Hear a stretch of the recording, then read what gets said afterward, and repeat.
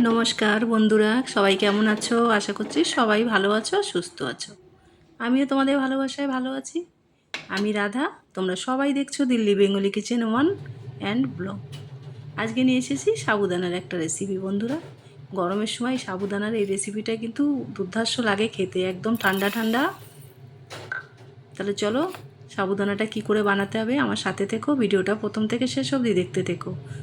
নতুন বন্ধুদের বলছি, আমার রেসিপিটা ভালো লাগলে আমার চ্যানেলটি সাবস্ক্রাইব করে নিও, পাশে থাকা বেলটা প্রেস করে দিও। সাবুদানা দেখো, আমি সব থেকে বড়ো দানাটা নিয়েছি।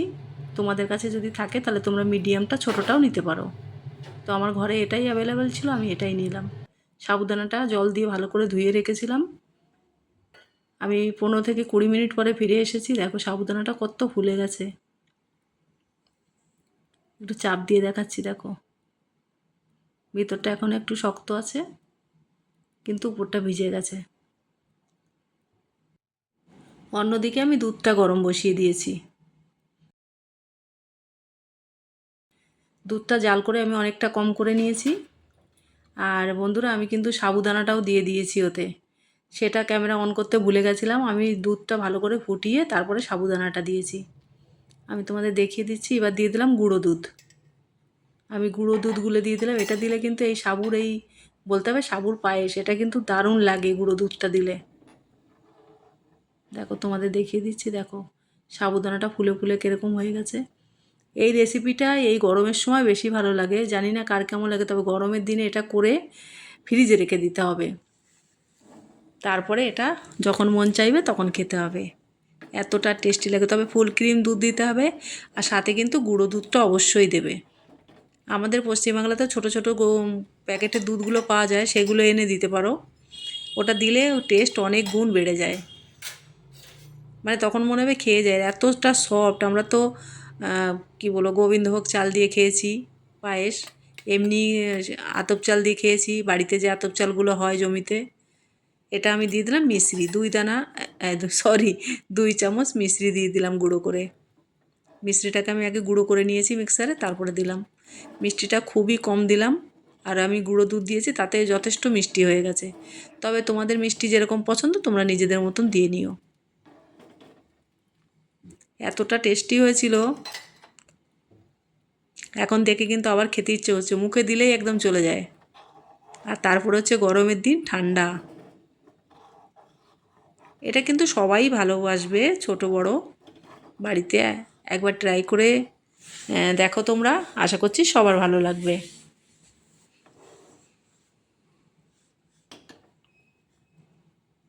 বিশেষ করে সাবুদানাটা দেখতে এত ভালো লাগে। এবার দিয়ে দিলাম আমি কাজু আর পিস্তা।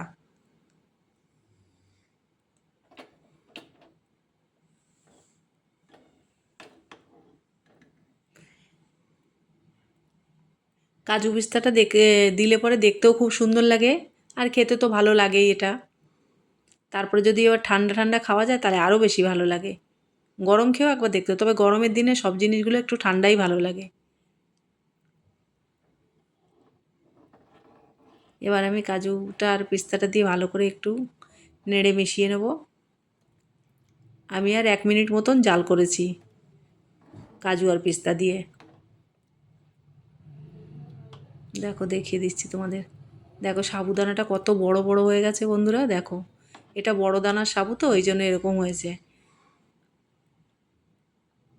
একদম ছোট দানা হলে সাবুটা গলে যায়, ওটা ভালো লাগে না, মুখে পড়ে না।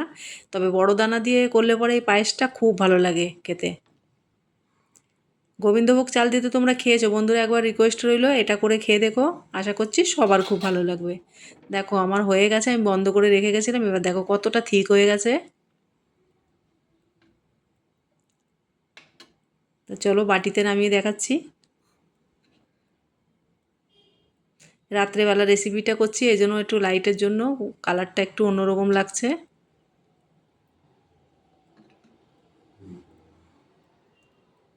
বাটিতে বাটিতে করে ফ্রিজে রেখে দিতে হবে, তারপরে যখন মন চাইবে একটা করে বের করতে হবে আর খেতে হবে। আমার তো মিষ্টি খাওয়া মানা, নাহলে আমি খুব ভালোবাসি, তবে আমি খেয়েছি তবুও 1 বাটি আমি খেয়েছি। তাহলে বন্ধুরা, রেসিপিটা ভালো লাগলে লাইক কমেন্ট করো, কাছের লোকেদের কাছে শেয়ার করে দিও। আর আমার এরকম সব রকম রেসিপি পেতে আমার এই ছোট্ট চ্যানেলটি সাবস্ক্রাইব করে তোমরা আমার পাশে থেকো, ভালো থেকো, সুস্থ থেকো। দেখো কালারটা দেখো। উপর থেকে কাজু আর পিস্তা দিলে আরও ভালো লাগতো, তবে আমি যথেষ্ট ড্রাই ফ্রুট দিয়েছি, ওই জন্য আমি আর দিলাম না। তাহলে এরকম রেসিপি ব্লগ ভিডিও পাওয়ার জন্য চ্যানেলটি সাবস্ক্রাইব করে নিও। আবার দেখা হচ্ছে নতুন কোনো রেসিপিতে।